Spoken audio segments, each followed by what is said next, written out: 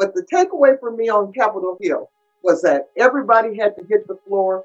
People got emotional, but there are some people in our country, in our world, who hit the floor every single day, and they have no protection. And the reason why Black people are still trying to get ahead after all the inventions, all the work, all the everything is because of white supremacy. So African people were brought here to be enslaved. That's it.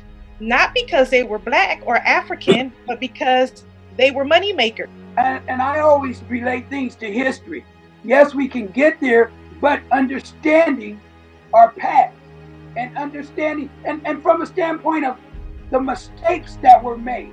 So then that way, going forward into the future, those same mistakes are not made, and we don't continue to kind of get into a cycle where, we take 5 steps forward, but then 10 steps back. He said throughout all the histories and all the studying of different minority groups and who gets to assimilate, only African Americans are treated as a pariah. What this really is about is group position, white people trying to stay on top at whatever cost. And when you're accustomed to privilege, equality feels like oppression. So what I think is that what we have to do is outsmart white supremacy, but not at our own expense.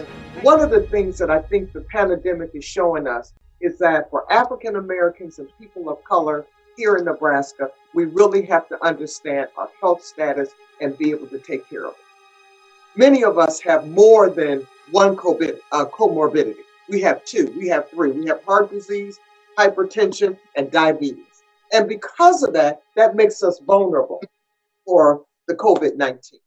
So we want to make sure that everybody has access to the vaccination. So, everyone is looking for, livable wages, and wages that can propel them forward.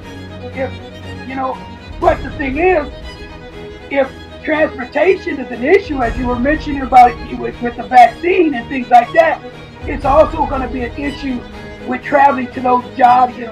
So we have to outsmart white supremacy, but even when we catch the bus or catch a ride or drive out to that job in La Vista, then we have to deal with, what are you doing here?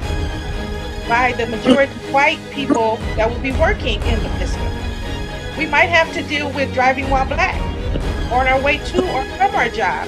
Might have to deal with working while Black, walking while Black. So all of these things, it always goes back to race, and race is white supremacy. If white people knew Black history, they would respect us more.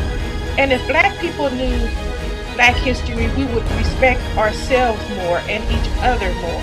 So that is where the education piece comes in. That's what I was saying earlier about it's still in our DNA in many ways.